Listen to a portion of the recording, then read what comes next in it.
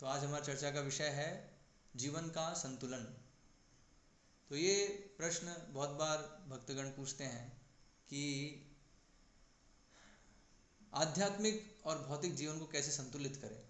क्योंकि हम देखते हैं शुरुआत में जब भक्ति में प्रवेश करते हैं जब हम तो बहुत आनंद आता है, बहुत जो है उत्साह रहता है और उसमें ऐसा लगता है कि एक ही बार में जो है मतलब पूरे दिन बस यही हम करें हैं, भगवान के विषय में सुनना, कीर्तन करना, भक्तों के संग में सेवा में भाग लेना है। इसमें बहुत रुचि आती है शुरुआत में और उस रुचि में जो है वो अपने जो भी भौतिक आवश्यकताएं हैं, फॉर एग्जांपल बहुत बार हम ये देखते हैं बच्चों में है तो अपनी पढ़ाई को जो है वो बिल्कुल साइड में कर देते हैं और ज़्यादा जो इम्पोर्टेंस है वो ज़्यादा अपना समय है वो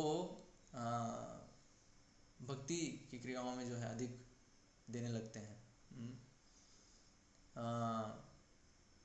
तो इसलिए बहुत बार ये प्रश्न उठता है कि कैसे हम जीवन को संतुलित करें।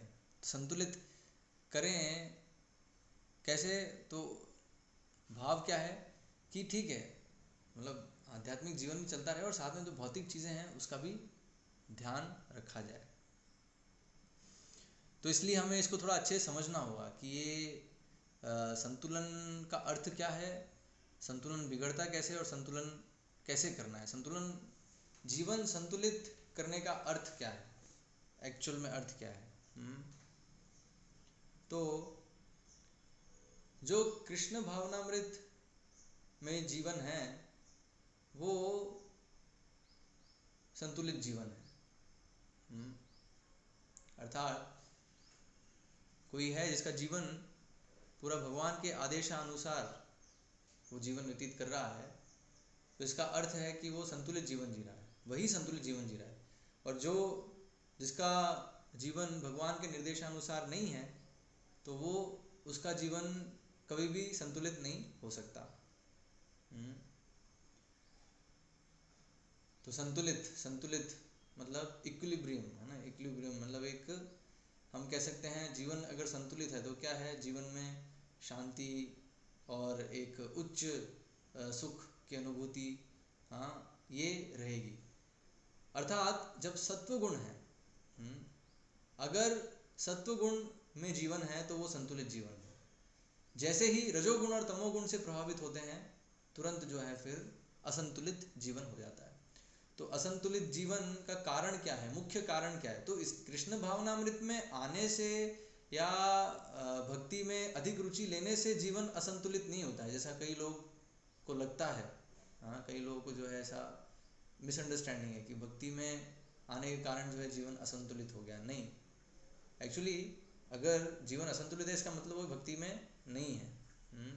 क्योंकि असंतुलित का अर्थ क्या है, असंतुलित मतलब अगर जीवन असंतुलित है तो उसका जो अफेक्ट है वो क्या दिखेगा, वो अफेक्ट दिखेगा कि अशांत मन अशांत है, परेशान, चिंता, ये सारी चीज़ें जो दिखेंगी।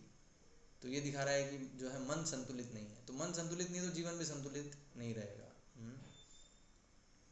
तो इसलिए बताया एक्चुअल में जो रियलिटी में कृष्ण भावनामृत में स्थित है तो वो वास्तव में संतुलन में है। इनफैक्ट भगवान बताते हैं कि ये एक्चुअल में योग्यता है किसकी, अमृत तत्वाय कल्पते। अमृत अर्थात शाश्वत जीवन को प्राप्त करने के योग्य कौन है, जिसने ये संतुलन प्राप्त कर लिया है। क्या संतुलन है, सुख और दुख में समभाव। तो अगर सुख होता है तो ऐसा नहीं है कि बहुत ज़्यादा उत्तेजित हो जाए वो, बहुत ज़्यादा हर्ष और उल्लास मनाए, और अगर कोई दुख का कारण होता है तो ऐसा नहीं कि वो मायूस हो जाए।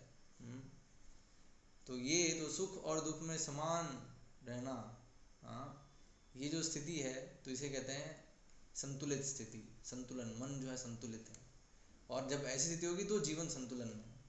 इसलिए हम देखते हैं जब तक व्यक्ति जब तक भौतिक चेतना में है तब तक उसका जीवन कभी संतुलित हो ही नहीं सकता। क्यों? क्योंकि उसका मन जो है अशांति रहने वाला है।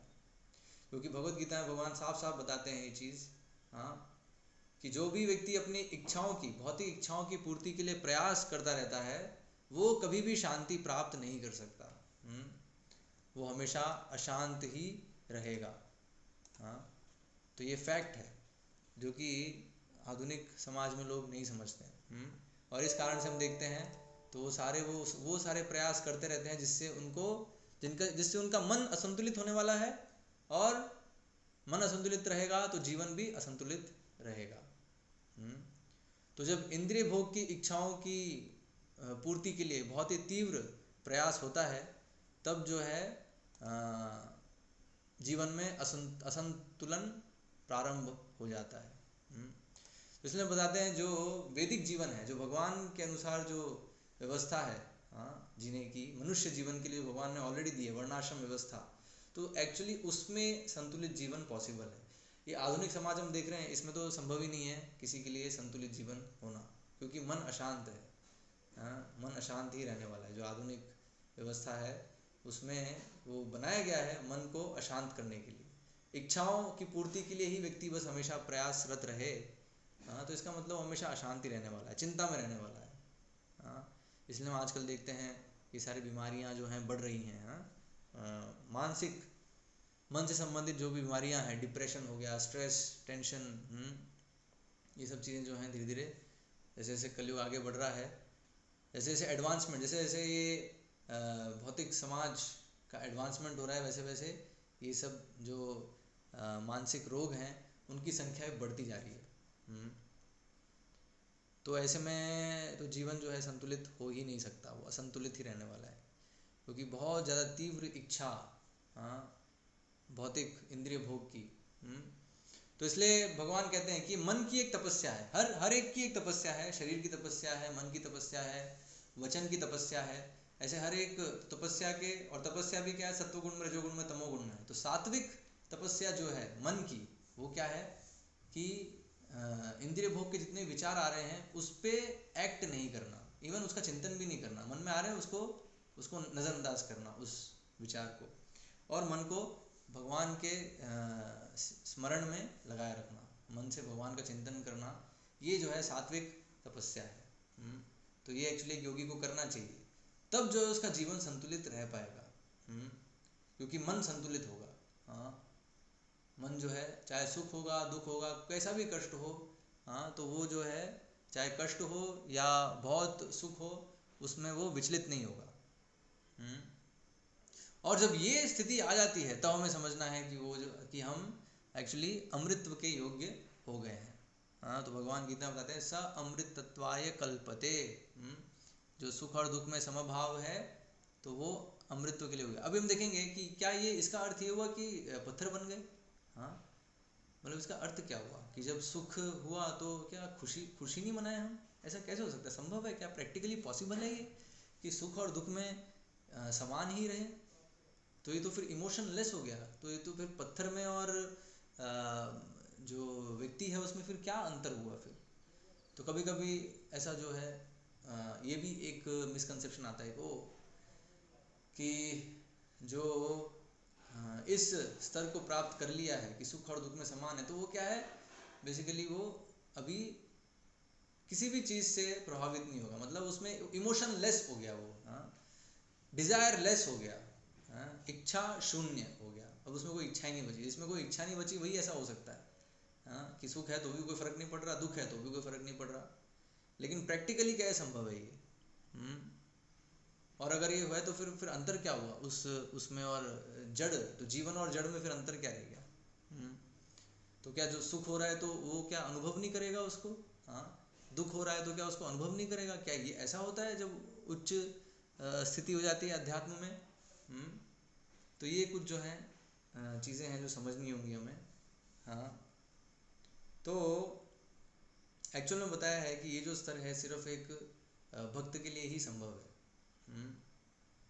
तो कारण क्या है? क्योंकि भक्त जो है उसके इमोशंस जुड़े हैं कृष्ण से। कृष्ण को क्या संतुष्ट कर रहा है, कृष्ण को क्या चीज़ पसंद है, कृष्ण को क्या चीज़ नापसंद है, उस पे उसका सुख निर्भर करता है। तो वो तुरंत जो है फिर इन सब जो भौतिक चीज़ों से जो भी सुख दुख आ रहा है उससे वो प्रभावित नहीं होता है, उससे वो इम्यून हो जाता है। तो इसलिए जो भौतिक सुख दुख है उससे प्रभावित नहीं होना, हाँ, ये जो स्थिति है वो सिर्फ भक्त की ही संभव है। बाकी हम देखते हैं जो भी योगीगण हैं जो कि भक्त नहीं हैं, जो ऐसी बहुत तपस्या करते हैं, तो उनका क्या हृदय बहुत कठोर हो जाता है ना, वो ऐसे ही हो जाते हैं, मतलब उनका हृदय जो पत्थर जैसा हो जाता है, तो वो तो कुछ भी चीज़ें उससे उनको अफेक्ट नहीं करता। लेकिन फिर भी जब उनके ऊपर जब कुछ कष्ट आता है तो फिर जो है वो बिल्कुल उससे प्रभावित होते हैं। जैसे हम देखते हैं दुर्वासा मुनि के केस में देखते हैं। तो दुर्वासा मुनि जब अम्बरीश महाराज जब उनको बताए बिना, उनकी परमिशन लिए बिना अपना एकादशी का व्रत जो है वो द्वादशी के दिन उसको तोड़ते हैं, एकादशी का जो व्रत है उनका, वो भी पानी पी के जो है उस व्रत को तोड़ते हैं, तो दुर्वासा मुनि क्रोधित हो जाते हैं कि ऐसा कैसे है, मेरे खाने से पहले तुमने कैसे जो है अपना व्रत तोड़ा, तुम खाए मेरे खाने से पहले। तो वैदिक संस्कृति में ये जो है बहुत बड़ा अपमान है, क्योंकि हम देखते हैं वैदिक संस्कृति में क्या है, यहाँ तक कि अतिथि, अगर कोई भी अतिथि है और खासकर वो अतिथि अगर एक साधु है, तो सबसे पहले तो अतिथि को खिलाना है और बाद में जो है वो जो गृहस्थ है वो बाद में खाएगा। ये जो है संस्कृति है, ये सदाचार का नियम है ये। हाँ, और खासकर अगर वो, अब ये तो है अतिथि के केस में, और अगर वो साधु है तो बिल्कुल सबसे पहले उनको उनकी सेवा करनी है और उसके बाद फिर जो है वो खुद जो है प्रसाद ग्रहण कर सकता है। तो ये इसलिए दुर्वासा मुनि का क्रोधित होना ठीक था, मतलब गलत नहीं था कि वो क्रोधित हो गए इतने, लेकिन इतना क्रोध कि उन्होंने अम्बरीश महाराज को मृत्युदंड देने का जो है ठान लिया, ये जो है बहुत बड़ी गलती उन्होंने करी। और फिर इसका परिणाम क्या हुआ, हाँ, सुदर्शन चक्र आए। सुदर्शन चक्र जब आए तो सुदर्शन चक्र की गर्मी से जो है दुर्वासा मुनि भी उस गर्मी को सहन नहीं कर पा रहे, और भाग रहे हैं अपनी जान, तो भी जो खुद की जान पे जब आ गई तो भाग रहे हैं, तब सहन नहीं हो रहा है। लेकिन दूसरे को थोड़ा सा उसने गलती किया तो उसको दंड देने के लिए बिल्कुल जो है तैयार है। तो बताया दुर्वासा मुनि का हृदय वहाँ बताया है कि वो क्या है, बिल्कुल पत्थर हृदय है। कारण क्या है, इतना योग कर करके, योगाभ्यास तपस्या कर करके बहुत शक्ति आ गई, तपोबल आ गया, लेकिन क्या है जो है कृष्ण प्रेम नहीं है, तो हृदय क्या है बिल्कुल कठोर है। तो उन्होंने अम्बरीश महाराज को मारने के लिए प्रयास किया, लेकिन सुदर्शन चक्र आए, सुदर्शन चक्र ने अम्बरीश महाराज की रक्षा करी और साथ ही साथ दुर्वासा मुनि का भी पीछा किया, उनको मृत्युदंड देने के लिए, उनको एक सबक सिखाने के एक्चुअली, हाँ, कि भक्त की स्थिति कैसे बहुत उच्च है। दुर्वासा मुनि सोच रहे थे कि अरे ये क्या है, तो एक राजा है, क्षत्रिय है, गृहस्थ है, और इसने ऐसा कार्य किया, अभी इसको दिखाता हूँ। हाँ, ये सोच के उन्होंने अम्बरीश महाराज के प्रति अपराध किया और उसका फिर उन्हें परिणाम मिला। और हम देखते हैं अम्बरीश महाराज जो है बिल्कुल भी बुरा नहीं माने। अम्बरीश महाराज जब दुर्वासा मुनि बुरा नहीं माने तब भी उनकी सेवा कर रहे थे, हाँ, और जब दुर्वासा मुनि बुरा माने और ये सब पूरा जो है ये घटना घटी, तो उसके बाद भी अम्बरीश महाराज ने कोई अपराध नहीं लिया अपने प्रति। उन्होंने इनफैक्ट सुदर्शन चक्र से प्रार्थना करी कि आप इनको छोड़ दीजिए, आप क्यों इनको परेशान कर रहे हैं, इन्होंने जो भी किया उसका मैंने कुछ बुरा नहीं माना। तो ये हम देख रहे हैं अम्बरीश महाराज के चरित्र से कि कैसे एक भक्त के लिए संभव है, जब सुख है तो उसमें भी समभाव है और दुख है उसमें भी समभाव है। तो ये सुख क्या है, जब उनका राजपाट चल रहा है अम्बरीश महाराज का सब जो है, तब भी वो कृष्ण का स्मरण कर रहे हैं, इसलिए अम्बरीश महाराज का उदाहरण दिया है सर्वश्रेष्ठ भक्ति योगी के रूप में, हाँ, कि कैसे उन्होंने अपनी सारी इंद्रियों को भगवान की सेवा में लगाया। हाँ, तो आप बताए सवय मन कृष्ण पदार विंदयोर वाचाम शिवय कुंठ गुणानुवर्णने। हाँ, तो वो मन से हमेशा भगवान का स्मरण कर रहे हैं, वचन से हमेशा भगवान का गुणगान कर रहे हैं। करो हरिर्मंदिर मार्जनादिषु श्रुतिम चकार अच्युत सत्कथोदय। फिर बताया कर से, हाथों से क्या कर रहे हैं, हाथों से वो भगवान का जो मंदिर है उसका मार्जन कर रहे हैं। और से क्या कर रहे हैं, पैर से जो है भगवान के मंदिर जो है हरि क्षेत्र पदानुसर्पणे है, हरि क्षेत्र जो भगवान का मंदिर है वहाँ पे वो जा रहे हैं। इस तरीके से तो वहाँ वर्णन है बहुत ही सुंदर तरीके से, कैसे उन्होंने सारी अपनी इंद्रियों को, तो वो विश्व के सम्राट हैं लेकिन फिर भी उन्होंने अपनी सारी इंद्रियों को भगवान की सेवा में नियोजित रखा, मन को, इंद्रियों को, हर चीज़ को उन्होंने भगवान की सेवा में नियोजित रखा। तो इसलिए परफेक्ट कृष्णा कॉन्शियसनेस के उदाहरण हैं अम्बरीश महाराज, जिनका वर्णन आता है श्रीमद् भागवतम के 9वें स्कंद में। तो ऐसे जो महाभागवत हैं उनको जो है दंड देने का प्रयास करते हैं दुर्वासा मुनि, इतनी बड़ी गलती वो कर बैठते हैं। लेकिन भगवान उस लीला से दिखाते हैं अम्बरीश महाराज की जो उच्च स्थिति है, कि ये जो स्थिति है समभाव है, तो इतना बड़ा कष्ट आया सामने लेकिन फिर भी अम्बरीश महाराज ऐसे नहीं कि जो विचलित हो गए, नहीं, अम्बरीश महाराज हाथ जोड़ के खड़े रहे। इवन जब दुर्वासा मुनि ने उस राक्षस को क्रिएट किया और भेजा अम्बरीश महाराज की तरफ, तो अम्बरीश महाराज कुछ प्रतिकार नहीं किया होगा, ठीक है अगर मुनि जो है दंड देना चाहते हैं ठीक है मुझे स्वीकार है, लेकिन सुदर्शन चक्र तुरंत आ गया और राक्षस को मारा और फिर दुर्वासा मुनि का भी पीछा करने लगा। और फिर दुर्वासा मुनि भागे हर जगह, शिव जी के पास गए, ब्रह्मा जी के पास गए, फिर अंत में नारायण के पास भी गए, लेकिन नारायण ने भी कह दिया नहीं मैं नहीं बचा सकता तुम्हें, क्योंकि मैं स्वाधीन नहीं हूँ, अहम भक्त पराधीन हूँ, मैं अपने भक्तों के अंडर में हूँ, हाँ मैं अपने भक्तों से कंट्रोल होता हूँ, तो इसलिए तुम्हें तो सिर्फ अम्बरीश महाराज ही बचा सकते हैं। तो जब ये समझ में आता है दुर्वासा मुनि को, ओ कितनी मतलब मैं कितनी बड़ी गलती कर दी मैंने, हाँ, तो फिर वापस जाते हैं और अम्बरीश महाराज के चरणों में गिर जाते हैं और फिर माफ़ी मांगते हैं। लेकिन अम्बरीश महाराज बोलते हैं नहीं मैंने आपका कभी अपराध कभी लिया ही नहीं, कभी माना ही नहीं मैंने, आपने कोई अपराध किया मेरे प्रति नहीं, हाँ मैं जो है ऐसा कोई चीज़ नहीं हुई, आप कृपया आप ऐसे मुझसे क्षमा मत मांगिए, मुझे इससे बुरा लग रहा है कि आप जैसे ऐसे महान योगी हैं वो मुझ जैसे जो है भौतिकतावादी व्यक्ति से क्षमा याचना कर रहे हैं। तो अम्बरीश महाराज अपने आप को एक भौतिकतावादी जैसे प्रस्तुत कर रहे हैं, क्योंकि सम्राट है विश्व के, तो बहुत वैभव है, सब कुछ है। देखा तो मैं तो क्या हूँ, गृहस्थ हूँ, मैं तो भोग विलास में लगा हूँ, हाँ, लेकिन आप जैसे इतने महान संत हैं वो मेरे चरणों में गिरे, मुझे बिल्कुल अच्छा नहीं लग रहा है, हाँ, ऐसे करके वो जो है दुर्वासा मुनि को अपने चरणों से उठाते हैं और उनको बोलते हैं कि नहीं कोई दिक्कत नहीं। फिर उसके बाद दोनों फिर जो है साथ में फिर प्रसाद ग्रहण करते हैं। तो इसमें हम देख रहे हैं कि जो अम्बरीश महाराज ने जो चीज़ प्रस्तुत करी, जो कैरेक्टर जो प्रस्तुत किया एग्जैक्ट, तो यही यहाँ बात हो रही है समभाव, हाँ, कि जब कष्ट है तब भी जो है भगवान पर निर्भर है, भगवान का स्मरण कर रहे हैं हर समय, है ना, अगर सुख है तो भी भगवान का स्मरण है, दुख है तभी भगवान का स्मरण है, तो इसलिए सुख दुख से प्रभावित नहीं होते, भगवान का स्मरण कर रहे हैं, उनका वो हमेशा आनंद में है, हमेशा आनंद की स्थिति में है, हाँ। तो इसलिए बताया क्योंकि तो समभाव का अर्थ क्या है, कि वो ऑलरेडी एक उच्च स्तर पे है, आनंद ले रहे हैं भगवान की सेवा में, तो ये जो निचले चीज़ें हैं सुख और दुख, इससे वो प्रभावित नहीं होते, इससे विचलित नहीं होते, ये उन पर एक्ट नहीं करता, क्योंकि उनको ऑलरेडी जो हैप्पीनेस का स्टैंडर्ड है, जो सुख का स्टैंडर्ड है, वो बहुत ही हाई है, हाँ।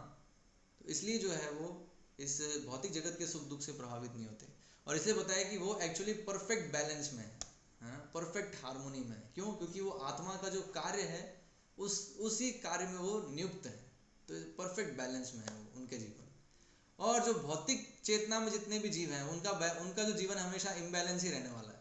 कारण क्या है? इसलिए हम देखते हैं कभी कभी भक्त पूछते हैं प्रभु जी भक्ति में कभी कभी तो बहुत रुचि आती है, बहुत उत्साह आता है, लेकिन कभी बिल्कुल डल हो जाते हैं, हाँ, बिल्कुल भी उत्साह नहीं रहता, तो कैसे जो है बैलेंस मेंटेन करें कि हमेशा जो है हमारा जो है गाड़ी जो है ऐसे असंतुलित ना हो, भक्ति में चलती रहे पटरी पे। कभी कभी देखते हैं पटरी से कभी कभी उतर जाती है, हाँ, फिर भक्तों के संग में आते फिर वापस पटरी पे आ जाती है, फिर वापस पटरी से उतर जाती हैं, तो ये सब चलता रहता है। तो ये ऐसा क्यों होता है? तो ऐसा कारण क्यों? क्योंकि अभी भी इंद्रिय भोग की इच्छाएं हैं, इंद्रिय भोग की जो इच्छाएं हैं उसको हम छोड़ नहीं पा रहे हैं, उससे भी आसक्त हैं, और जैसे ही उन इच्छाओं की पूर्ति के लिए भागते हैं तो मतलब पटरी से उतरना। जब तक कृष्ण की सेवा करें तब तक पटरी सही गाड़ी जो है सही पटरी पे चल रही है, लेकिन जैसे ही इंद्रिय भोग की इच्छा के लिए जाते हैं, हमारी इंद्रिय की संतुष्टि के लिए हम कुछ कार्य करने जाते हैं, तो तुरंत हमारी जो है लाइफ, हमारा जो मन है वो इम्बैलेंस होने लगता है, असंतुलित होने लगता है, और फिर उसके कारण जो जीवन है वो भी असंतुलित हो जाता है।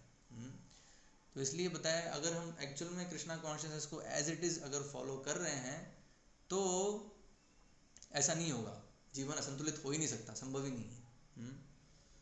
और जो भी हमारी भौतिक आवश्यकताएं हैं वो एक्चुअली भक्ति के अंदर इंक्लूडेड है। हाँ, ये हमें आचार्य बताते हैं कि जो एक भक्त है तो उसके द्वार पे सभी जो जितने भी शक्तियां हैं वो नतमस्तक होकर खड़ी रहती हैं। हाँ, तो मुक्ति भुक्ति सिद्धि, हाँ, ये सब जो हैं ये एक भक्त के, एक शुद्ध भक्त के द्वार पे नतमस्तक होकर खड़ी रहती हैं कि आपकी हम क्या सेवा करें। हाँ, लेकिन जो शुद्ध भक्त है वो इनकी सेवा चाहता नहीं है। शुद्ध भक्त बोलता है नहीं, ना तो मुझे मुक्ति चाहिए, ना मुझे भुक्ति चाहिए, ना भोग चाहिए, ना सिद्धि चाहिए। हाँ, मुझे तो बस भगवान की क्या प्रसन्नता है वो कार्य करने की जो है वो वही हम कार्य करेंगे। तो ये जो है भक्त की जो है मनस्थिति है, तो इसलिए वो एक्चुअली परफेक्ट बैलेंस में है वो। हाँ, तो इसलिए जीवन को संतुलित करने का सिर्फ एक ही तरीका है, क्या है? कृष्ण की पूर्ण शरणागति, है ना?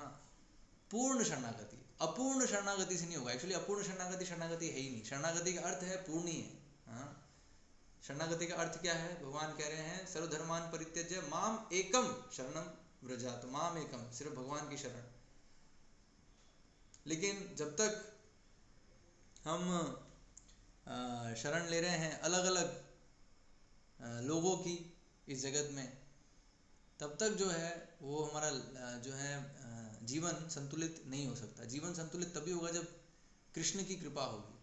और कृष्ण की कृपा कब होगी? जब कृष्ण देखते हैं अच्छा अभी ये जो है अच्छे से भक्ति कर रहा है, हाँ, गंभीर है भक्ति में, फिर जो है भगवान जो है अरेंजमेंट करते हैं कि उसका जीवन संतुलित होता है। लेकिन अगर भगवान की शरण नहीं ले रहे हैं या शरण लेने का जो है दिखावा कर रहे हैं, भक्ति का दिखावा कर रहे हैं, तो वो बेसिकली माया ही है। हाँ, तो फिर क्या है? माया का कार्य है हमारे जीवन को असंतुलित करना। अगर हम कहीं कुछ बिल्डिंग खड़ी करेंगे तो कहीं ना कहीं हमें गड्ढा करना पड़ेगा। हाँ, तो वो जो है, और वो इस तरीके से होगा कि मन जो है हमारा विचलित होता रहेगा। माया के अंतर्गत जब हम कार्य करेंगे तो क्या होगा? मन और उत्तेजित होता रहेगा, अशांत होता रहेगा, और जीवन में जो संतुलन की जो चीज़ है वो उसमें बहुत दूर है, बहुत दूर है, वो संभव नहीं है। तो अभी फिर उस प्रश्न पे आते हैं कि तो फिर ऐसा क्यों होता है कि जो है जो भक्त हैं, भक्तों के जीवन में फिर असंतुलन क्यों दिखता है? तो कारण क्या है? क्योंकि वो भक्ति भी जो है वो इंद्रिय भोग के तरीके से कर रहे हैं। एग्जैक्ट जो एज इट इज जो भक्ति, एक्चुअल भक्ति है वो नहीं कर रहे हैं। वो भक्ति के नाम पे क्या है? इंद्रिय भोग कर रहे हैं, और इसलिए उनके जीवन में फिर असंतुलन हो जाता है। इसलिए बता रहे हैं अगर एक प्रामाणिक गुरु के मार्गदर्शन में शास्त्रों के अनुसार अगर कोई भक्ति में लगा है तो उसका जीवन कभी असंतुलित हो ही नहीं सकता, संभव ही नहीं है। संतुलित ही होगा वो, क्योंकि उसका मन शांत रहेगा। मन जो है सही तरीके से, मन कृष्ण में लगा है तो मन जो है सही तरीके से कार्य करेगा हर चीज़ में, शुद्ध है मन तो है। लेकिन जब मन में विकार होते हैं फिर जो है सारे, क्योंकि ये जो संतुलन और असंतुलन वाली चीज़ है वो अंदर से है। बाहर से तो क्या है? बाहर से सब भगवान की शक्तियाँ जो कार्य कर रही हैं। अभी हमारे ऊपर है हम उस शक्तियों को कैसे उपयोग कर रहे हैं। अगर हम दुरुपयोग कर रहे हैं तो शक्तियाँ हमें जो है हमें हमारे ऊपर इस तरीके से कार्य करेगी कि हमें और दुख में डालेगी। लेकिन अगर हम उसका सदुपयोग कर रहे हैं तो वही शक्तियाँ इस तरीके से कार्य करेगी कि वो हमें परम सुख की ओर ले जाएगी, परम सुख दिव्य आनंद है उसकी ओर ले जाएगी। हाँ, तो इसलिए बताया। तो हम स्वयं भगवान की शक्ति हैं, तटस्थ शक्ति, और जितनी भी पूरी जो मन बुद्धि अहंकार, हाँ, और पंच महाभूत, ये सब जो हैं ये भी भगवान की शक्ति है। अभी इसका हम कैसे उपयोग कर रहे हैं उस पर डिपेंड करेगा कि कैसे उसका अफेक्ट हमारे ऊपर हो रहा है। तो अगर हम इन सब का उपयोग कर रहे हैं कृष्ण की सेवा के लिए तो उसका अफेक्ट क्या होगा कि मन शांत होगा। इनफैक्ट शांति से ऊपर की चीज़ जो सुख, जो दिव्य आनंद है वो प्राप्त होगा। तो जो मन है वो, तो जीवन मन सब संतुलित रहेगा। हाँ, लेकिन जब हम इसको, इन्हीं शक्तियों को अपने इंद्रियों की संतुष्टि के लिए जब प्रयास करते हैं, उसका भोग करने का प्रयास करते हैं, तो फिर वो फिर जो है गड़बड़ होने लगती है। फिर वो हमें वो शक्तियाँ, वही शक्तियाँ फिर हमें हमारे मन को अशांत कर देती हैं और जीवन को और असंतुलित करती जाती हैं। हाँ, फिर जो है व्यक्ति पागल सा होने लगता है। हाँ, और इसलिए बताया, इसलिए जो भौतिक चेतना में है, भौतिक इंद्रिय भोग की इच्छाओं के लिए कार्य कर रहा है तो वो पागल ही है, बहुत बड़ा पागल है वो। जो नहीं समझ रहा है कि वो शरीर से अलग है तो पागलपन जैसे ही कार्य करेगा वो। तो ये हमने चर्चा करी थी, जो हमने पहले डिस्कस किया था, पागल कौन है? तो ऐसे जो पागल हैं वो सोचते हैं कि भक्त पागल है, लेकिन एक्चुअल में भक्त नहीं, वो पागल है। हाँ, क्योंकि वो अपने सारे जो ऐसे कार्य कर रहे हैं जिससे उनका मन अशांत होगा, मन असंतुलित होगा और जीवन असंतुलित होगा, और फिर बहुत सारे कॉम्प्लिकेशंस आएंगे। इसलिए हम देखते हैं, आज हम देखते हैं आज जो समाज है, हर एक व्यक्ति के जीवन में कितने सारे कॉम्प्लिकेशंस हैं। हाँ, इतने कॉम्प्लिकेटेड केसेस हम देखते हैं, समस्याएं, जटिल जटिल समस्याएं। हाँ, और अधिकतर जो है मन के कारण है। और वो फिर ऐसी परिस्थितियों में फंस जाते हैं जिसमें ऐसी समस्याएं रहती हैं जो बिल्कुल उसका क्या सॉल्यूशन है? सॉल्यूशन फिर कृष्ण के पास ही है और कोई सॉल्यूशन नहीं है उसका। हाँ, कई समस्याएं ऐसी हैं जिसका सॉल्यूशन सिर्फ एक ही है कि उस समस्या को भोगो और जो बेस्ट पॉसिबल कृष्णा कॉन्शियसनेस हम कर सकते हैं उसको करें। भगवान को जितना हम स्मरण कर सकते हैं स्मरण करें, जितना हम श्रवण और कीर्तन कर सकते हैं वो करें। बस ये एक संभावना बचती है। क्यों? क्योंकि हम इतना अज्ञान में इतने सारे कार्य करते गए, पाप कार्य करते गए, अब उसका जब परिणाम एक साथ मिलता है तो परिणाम ऐसा मिलता है कि हम ऐसी परिस्थिति में फंस जाते हैं जिसमें एक जीवन को एक संतुलन में लाना एक बहुत बड़ा चैलेंज दिखता है। ऑफ कोर्स कृष्ण की कृपा से वो भी हो सकता है, लेकिन उसके लिए उसको तीव्र भक्ति करनी पड़ेगी। हाँ, वो जो व्यक्ति है उसको तीव्र भक्ति करनी पड़ेगी, क्योंकि भगवान ये वादा कर रहे हैं, हम त्वाम सर्व पापेभ्यो मोक्षयिष्यामि मा शुचा, मैं तुम्हें जो है सारे पाप कर्मों से मुक्त करूंगा। तो भगवान कर सकते हैं, भगवान के पास शक्ति है वो, लेकिन उसके लिए वैसे भगवान की शरण लेनी होगी, जो कि आसान नहीं है। बद्ध जीव के लिए सबसे कठिन चीज़ यही है। हाँ, क्योंकि बद्ध जीव की टेंडेंसी है कृष्ण की शरण लेने के अतिरिक्त बाकी सबकी शरण लेके अपने इंद्रिय भोग की प्लानिंग करते रहना। हाँ, ये उसके लिए, ये उसकी टेंडेंसी है, हम सबकी टेंडेंसी है ना। तो इससे हमें ओवरकम करना है, इसे हमें इससे बाहर निकलना है और सिर्फ कृष्ण की शरण लेनी है। और कृष्ण को जो संतुष्ट करता है, कृष्ण की जो इच्छा है उसके अनुसार हमें कार्य करने का प्रयास करते रहना चाहिए। तो जीवन संतुलित रहेगी। तो इसलिए जो भक्त अगर उनको जीवन, उनका मन अगर अशांत है और मन अशांत होने के कारण जीवन असंतुलित हो रहा है, तो इसका अर्थ है कि वो भक्ति योग में अपने आप को सही से नियोजित नहीं किया, प्रोसेस को समझे नहीं, वो प्रोसेस को अभी तक, और अगर समझे भी तो इम्प्लीमेंट नहीं किया है अभी तक अपने ऊपर। तो जो नियमित रूप से जप कर रहा है, श्रवण कर रहा है, हाँ, सारे नियमों का पालन कर रहा है, 4 नियम पालन कर रहा है, अवैध स्त्री संग नहीं करना, मांसाहार नहीं करना, नशा नहीं करना, जुआ नहीं खेलना है, और 16 माला जप कर रहा है, और मंगल आरती जो सुबह जो अपना मॉर्निंग प्रोग्राम है, मॉर्निंग प्रोग्राम रेगुलरली कर रहा है, तो ये सब, इन सब चीज़ों से क्या होता है, सत्वगुण की वृद्धि होती है और धीरे धीरे सत्वगुण को भी पार कर सकता है व्यक्ति। तो जैसे जैसे सत्वगुण आता है तो मन शांत हो जाता है, मन शांत रहता है तो बिल्कुल सब परफेक्ट संतुलन में सब चलता है। जीवन, मन संतुलित है, जीवन संतुलित है, जीवन संतुलित पूरा हो जाता है, बैलेंस में चलता है पूरा। और इसलिए हमें समझना है कि ऐसा नहीं है कि भौतिक जीवन जो है वो कुछ अलग है और आध्यात्मिक जीवन कुछ अलग है। हाँ, और दोनों को हमें साथ में लेके चलना है। एक्चुअली ये विचार क्या है, ये विचार भी क्या है, इंद्रिय भोग का विचार है। हाँ, ये बेसिकली ये कहना है कि प्रभु जी हम तो थोड़ा जो है इंद्रिय भोग भी चाहते हैं और ठीक है भक्ति भी अच्छी लगती है, तो लेकिन दोनों करना चाहते हैं हम साथ साथ। हाँ, तो ये बताया, ये दरअसल कैसी स्थिति है कि हम नदी क्रॉस कर रहे हैं, कैसे, 2 नाव में अपने दोनों पैर रखे हुए हैं, मतलब एक नाव में एक पैर है और दूसरे नाव में दूसरा पैर है, और ऐसे जो है नाव ऐसे चल रही, दोनों नाव, और दोनों में हमने एक एक पैर अपना रख रखा है, और फिर हम फिर जो है नदी पार करने का प्रयास कर रहे हैं। तो इसकी संभावना कैसी, और उसमें फिर बोले प्रभु जी इसका थोड़ा जो दोनों नाव की स्पीड कैसे हम जो है सेम रखें, ताकि और स्पीड ही नहीं, डायरेक्शन भी, क्योंकि अगर डायरेक्शन भी, अगर स्पीड मान लीजिए सेम रखी लेकिन डायरेक्शन अलग हो गई तो उस केस में भी जो है नहीं चल पाएंगे, गिर जाएंगे नदी में। हाँ, तो इसलिए बताया बहुत कॉम्प्लिकेट, तो फिर वहाँ फिर बहुत जटिल चीज़ें होंगी। फिर जो भी व्यक्ति ये चीज़ करेगा कि वो इंद्रिय भोग का भी प्रयास कर रहा है और फिर भक्ति में भी जो है सोच रहा है कि उधर भी जो है थोड़ा अपन उधर भी नंबर लग जाए हैं, भक्ति में भी नंबर लग जाए, हमारा फर्स्ट नंबर आ जाए, और यहाँ भौतिक जीवन में भी फर्स्ट नंबर आ जाए। तो ये जो प्रयास कर रहा है दरअसल वो अपने जीवन में बहुत सारी जटिलताएँ, बहुत सारी कॉम्प्लिकेटेड समस्याएं आमंत्रित कर रहा है। एक्चुअली अगर भौतिक जीवन में वो प्रयास कर रहा है किसी भी तरीके से, तो वो कॉम्प्लेक्सिटीज़ को आमंत्रण दे रहा है। समस्याओं को आमंत्रण दे रहा है। और अगर दोनों साथ साथ में कर रहा है तो और जो है परेशान होगा वो, और जो है ये तो इसलिए बताया एक भक्त जो है, तो भक्त का अर्थ जो सेवक जो है, सेवक कभी पार्ट टाइम सेवक नहीं होता है।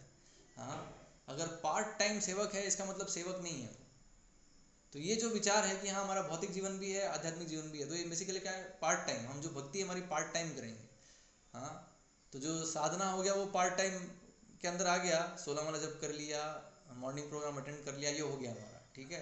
अभी उसके बाद जो पूरा दिन है उसमें हम अपना जो है भौतिक जीवन जिएंगे, उसमें अपने इंद्रिय भोग के लिए, हमारी इंद्रियों की संतुष्टि के लिए जो चाहिए उसको अर्जित करने के लिए, और उसके लिए जो है हम प्रयास करते रहेंगे। तो फिर जो है फिर जो है समस्या आएगी, फिर इम्बैलेंस होगा ही होगा, क्योंकि हम अपने दोनों पैर दो नाव में रख के हम नदी को क्रॉस करने की कोशिश कर रहे हैं। तो इसलिए बुद्धिमत्ता किसमें है कि एक नाव में अपने दोनों पैर रखिए तो आप नदी आसानी से क्रॉस कर लेंगे। हाँ, लेकिन अगर दोनों नाव पे रख के जाने की कोशिश करेंगे तो बहुत ही समस्या होने वाली है, और अंतोगत्वा नदी पार करने की संभावना जो है नील, ऑलमोस्ट ज़ीरो हो जाती है उस केस में। हाँ, तो इसलिए बताया है कि जो एक सेवक है, तो हम जब समझ रहे हैं कि हमारी असली पहचान आत्मा जो है वो क्या है, कृष्ण का सेवक है, तो सेवक मतलब फुल टाइम सेवक है, ऐसा नहीं है कि पार्ट टाइम। हाँ, तो फुल टाइम सेवक मतलब क्या, 24 घंटे।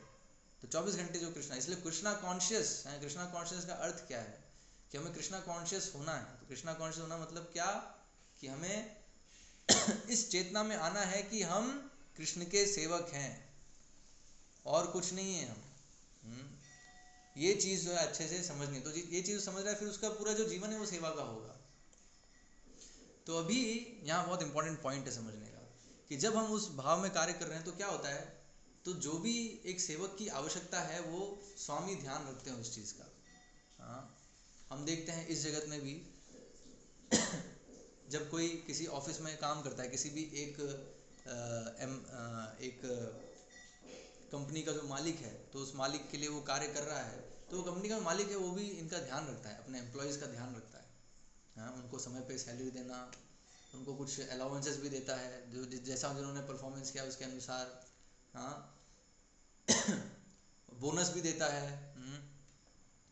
और अगर कभी देखा कि किसी को कुछ समस्या हो रही है जीवन में, तो वो भी जो है वो प्रयास करता है उसको सॉल्व करने का। अगर एक अच्छे मालिक की हम बात करें, अच्छा स्वामी है जो अपने जो नौकर हैं उनका ध्यान रखता है, तो हम देखते हैं इवन इस जगत में भी हम देखते हैं कि जो एक अच्छा स्वामी है तो वो अपने नौकरों का ध्यान रखता है। ऐसा नहीं कि नौकरों को नेगलेक्ट कर रहा है। तो अगर हम कृष्ण के नौकर हैं, एक्चुअल में हम हैं रियलिटी में, लेकिन अभी इस जगत में हम जो जीव हैं उसको स्वीकार नहीं कर रहे हैं।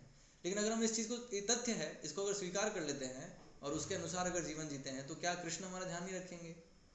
हाँ, जो परम स्वामी है, इस जगत के स्वामी जब ध्यान रखते हैं अपने नौकरों का, तो क्या कृष्ण अपने नौकर का ध्यान नहीं रखेंगे? हाँ, तो इसलिए बताया, तो शरणागति में ये सबसे इंपॉर्टेंट विश्वास है, रक्षिष्यति इति विश्वासो। कि इस जगत में भी हम देखते हैं कि कोई अगर स्वामी है वो अपने सेवकों की रक्षा करता है, तो क्या भगवान रक्षा नहीं करेंगे हम? हाँ, भगवान क्या हमारा पालन नहीं करेंगे? एक्चुअली भगवान ही सबका पालन कर रहे हैं, तो क्या अपने सेवकों का ध्यान नहीं रखेंगे वो? हाँ, तो इसलिए बताया है, तो विश्वास है, तो भगवान पे अटूट विश्वास होना ये भी शरणागति का एक प्रमुख लक्षण है।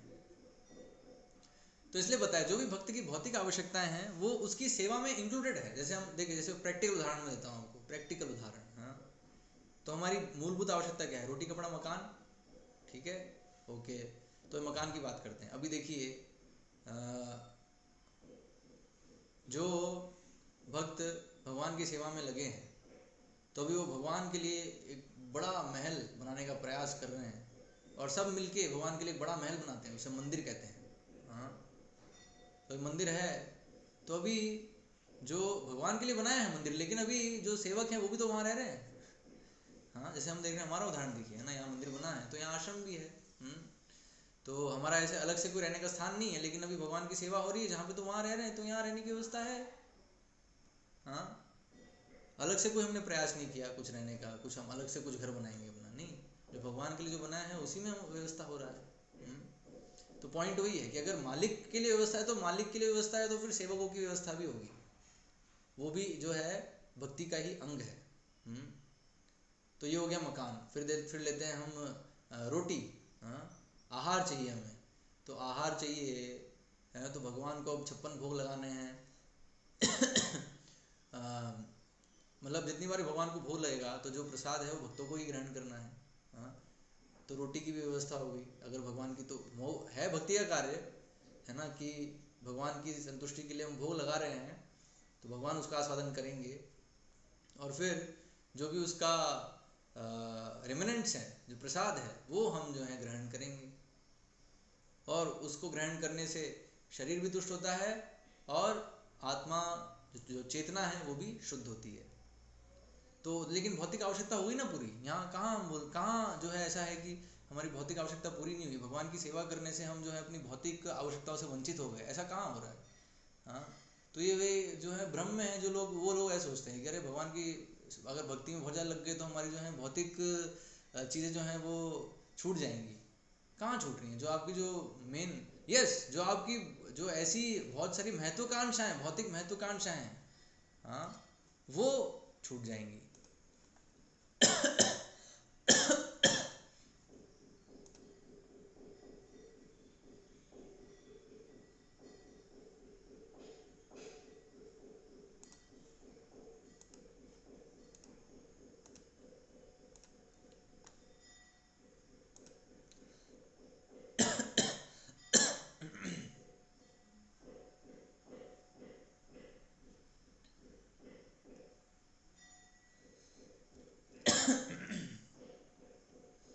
तो जो भी भौतिक महत्वाकांक्षाएं हैं तो वो अवश्य जो हैं छूट जाएंगी, तो वो तो अच्छी बात है। हाँ, लेकिन जो हमारी मूलभूत आवश्यकता है वो नहीं छूटेगी, वो हमें मिलती रहेगी।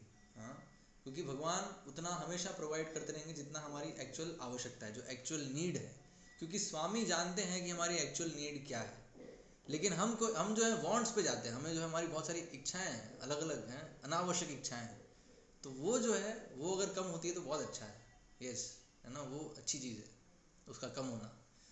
हाँ, तो यहाँ हम देख रहे हैं रोटी, तो रोटी की व्यवस्था भी हो जाती है। अगर भगवान की सेवा कर रहे हैं तो हमारी जो आवश्यकता है जो शरीर की, वो भी उसमें इंक्लूड हो गई। फिर आते हैं कपड़ा। तो कपड़ा भी जो है, तो हम देखते हैं कपड़ा भी जो है भगवान को इतना हम देखते हैं जो वृंदावन मायापुर हैं, वहाँ पे जो विग्रह हैं, वहाँ पर जो भगवान के लिए जो कपड़े बनाते हैं, बिल्कुल लाखों लाखों के कपड़े होते हैं वो। तो जब भगवान के लिए बना रहे हैं और तो हमारे लिए भी जो है उस वो भी फिर जो एक बार भगवान जो बहुत समय तक पहन लेते हैं, उसको भी फिर जो प्रसाद के रूप में वो भी बाद में भक्तों को बंटता है। तो ऑफ कोर्स वो जो ड्रेस है भक्तगण ऐसे पहनते नहीं हैं, वो उसको ऐसे रखते हैं एक भगवान के प्रसाद के रूप में हैं। लेकिन हम देख रहे हैं तो कपड़े की भी जो है इतनी कोई वो आ, कोई ऐसी कोई बड़ी जो है चीज़ नहीं है। हाँ, वो भी उपलब्ध है। वैदिक संस्कृति में हम देखते हैं पूरा एक वर्ग है, हाँ, जो कपड़े की आवश्यकता देखता है समाज की। हाँ, लेकिन उसमें भी ऐसा नहीं है कि हमें बहुत जो है क्या है पॉश कपड़े जो हैं, सिंपल, हाँ, सिंपल से धोती कुर्ता जो कॉटन है, हाँ, इसको हम पहने। तो हम देख रहे हैं कि जो भी हमारे मूलभूत आवश्यकता है, तो रोटी कपड़ा मकान हो गया, और फिर हो गया हमारे आपस में संबंध हैं। तो जब भक्तगण जो साथ में हैं, भगवान की सेवा कर रहे हैं और हर एक जो भक्त है अपने आप को एक दूसरे का सेवक समझ रहा है, तो जहाँ असमाज, जहाँ पे सब सेवा भाव में है, तो वहाँ पर सब जो है सुखी रहेंगे। हाँ, वहाँ पे दुख की संभावना नहीं है। वैकुंठा कॉन्शियसनेस है वहाँ पे, वैकुंठ का वातावरण वहाँ पर है। तो इसलिए हम देख रहे हैं अगर हम भगवान की सेवा कर रहे हैं तो एक्चुअल में बेस्ट वो जो है स्थिति है राम राज्य। राम राज्य क्यों बोलते हैं? राम राज्य में ये स्थिति थी नहीं कि राम राज्य में सब कुछ संतुलित, परफेक्ट बैलेंस में हर चीज़ है।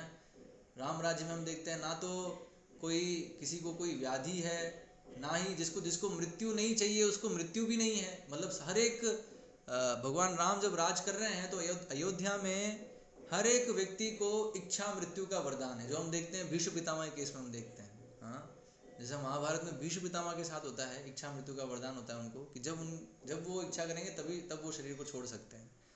हाँ, तो ये जो वरदान है वो अयोध्या में हर एक व्यक्ति को है। तो ना वहाँ पे कोई भी क्लेश नहीं है। हाँ, जो हम देखते हैं भौतिक जगत के जो 3 क्लेश हैं, तो वो 3 क्लेश जो है वो अयोध्या में नहीं है। तो ये बताया, तो जहाँ पर भी वैकुंठ कॉन्शियसनेस है वहाँ पर ये जो है ये समस्याएं, दुख, ये सब चीज़ें वहाँ नहीं होंगी। तो इसलिए जो एक अगर हमारे जीवन में हमें संतुलन चाहिए तो सबसे पहले हमें समझना होगा कि हमें भगवान के अनुसार चलना होगा। अगर हम मनमानी करेंगे तो फिर कभी भी जीवन में संतुलन हो ही नहीं सकता, नॉट पॉसिबल। और इंद्रिय भोग का प्रयास करेंगे तो भी जो है संतुलन संभव नहीं है। पूरी तरीके से कृष्णा कॉन्शियस होना होगा, और जो भी हमारी आवश्यकताएं हैं तो वो उसको कृष्णा कॉन्शियसनेस में करना होगा। हाँ, तो जैसे फॉर एग्जांपल गृहस्थ लोग हैं, तो अभी देखिए ये जो है, ये जो चीज़ें, इसको प्रैक्टिकली इम्प्लीमेंट करना आधुनिक व्यवस्था में संभव नहीं है। हाँ, क्योंकि आधुनिक जो व्यवस्था है उसमें क्या है, पूरा वातावरण जो है वो इंद्रिय भोग का वातावरण है, और उसमें सबसे पहले तो इस विचार में आना कि मैं जो कर रहा हूँ वो अपने भोग के लिए नहीं कर रहा हूँ, वही बहुत ही बड़ी चीज़ है। और उसमें आके फिर उस विचार, उस मानसिकता में फिर कार्य करना, वो भी जो है बहुत बड़ी चीज़ है। वो जो है कलयुग के लोगों के लिए, और खासकर ऐसे वातावरण में संभव नहीं है। तो इसलिए बताया, उसके लिए हमें वर्णाश्रम व्यवस्था चाहिए। जो वैदिक व्यवस्था है, जो भगवान की व्यवस्था है, उसमें ये चीज़ प्रैक्टिकली पॉसिबल है। और अभी जो है उसमें क्या है, हम बेस्ट पॉसिबल कर सकते हैं। तो बेस्ट पॉसिबल क्या है कि हम अपनी साधना करें, सब कुछ करें, और ठीक है जो हमारे जीवन निर्वाह के लिए आवश्यक है उसके लिए हम कुछ कार्य करें, जिसका डायरेक्ट जो है पाप से कोई रिलेशन नहीं हो। डायरेक्ट, इनडायरेक्ट हो सकता है, बहुत इनडायरेक्ट, क्योंकि पूरा समाज ही जो है पाप पे आधारित है। लेकिन ठीक है, डायरेक्ट जो है पाप में इन्वॉल्व नहीं हो, ऐसा जो है हमारा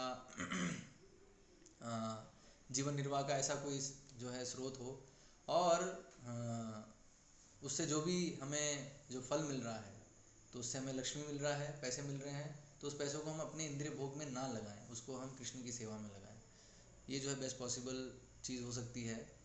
हाँ, तो फिर जो है जीवन फिर संतुलन में रहने की संभावना है, अन्यथा संभव नहीं है। हाँ? तो इसलिए इस वातावरण में रहकर भी जितना हम प्रयास करेंगे कृष्णा कॉन्शियस होने का, उतने अनुपात में जो है जीवन संतुलित होगा। और जितने अनुपात में हम इस आसुरिक समाज से प्रभावित हैं, उसकी विचारधारा से प्रभावित हैं, और उन्होंने जो हमारे लिए स्टैंडर्ड सेट किए हैं उस स्टैंडर्ड के अनुसार हम चल रहे हैं, तो फिर उतना ही जो है हमारा जीवन असंतुलित रहेगा, मन अशांत रहेगा। तो इन तथ्यों को समझते हुए हम प्रयास करें कि अपने आप को हम तीव्र भक्ति में लगाएं। तो साधना बहुत तीव्र तरीके से करनी होगी, 16 माला जप करना बहुत ही अच्छे से, ध्यान से। हाँ, मॉर्निंग प्रोग्राम अटेंड करना, मंगल आरती पूरा जो 4:30 बजे से 9 बजे तक का पूरा कार्यक्रम है उसको करना अच्छे से। हाँ, तो ये सब जो है करते हुए, और फिर जो भी हमारे जीवन निर्वाह का कार्य है उसको इतना करना जितना आवश्यक है, अनावश्यक तरीके से नहीं करना उसको। इस उद्देश्य से नहीं कि हम बहुत जो है धन संग्रह कर लें, हैं, ऐसा नहीं, जितना हमें आवश्यक है। तो इसलिए बताया 8 घंटे का काम जो है वो पर्याप्त है। हाँ, जीवन निर्वाह के लिए 8 घंटे जो हैं वो पर्याप्त है। 8 घंटे ज़्यादा अगर हो रहा है तो फिर गधे वाली स्थिति हो रही है उसकी। हाँ, फिर गधे की तरफ जा रहा है, फिर गधे के जीवन की ओर जो है वो प्रगति कर रहा है। हाँ, अभी मनुष्य जीवन में गधा बन रहा है, और फिर क्या है, फिर अगला जीवन उसको गधे की मिलने की संभावना अधिक है। हाँ, तो इसलिए बताया 8 घंटे के अंदर अंदर जो है उसके आसपास ही जो है उसका भौतिक जो तो गृहस्थ जीवन में जैसे हम देखते हैं कुछ कमाना है, तो कमाने के लिए जो समय है वो 8 घंटे का समय हर दिन पर्याप्त है, उससे अधिक नहीं होना चाहिए, मैक्सिमम लिमिट है वो, ठीक है। और बाकी समय ताकि वो भक्ति में दे सके, श्रवण कीर्तन में, भगवान की सेवा में लगा सके, ये जो है प्रयास होना चाहिए। तो इसलिए ओवरऑल जीवन जो है वो कृष्णा कॉन्शियस होना चाहिए, कृष्ण केंद्र होने चाहिए जीवन के। और जब कृष्ण अगर केंद्र हैं तो फिर परफेक्ट बैलेंस होगा पूरे जीवन में, और अगर कृष्ण केंद्र नहीं है तो फिर वो जो है इम्बैलेंस वाली स्थिति रहने वाली है हमेशा। तो ये जो है जीवन के संतुलन का सूत्र है, तो इसको हम सब अच्छे से समझें और जीवन में लागू करें। हरे कृष्णा। तो हम यहीं पे समाप्त करेंगे। किसी को कोई प्रश्न हो तो पूछ सकते हैं।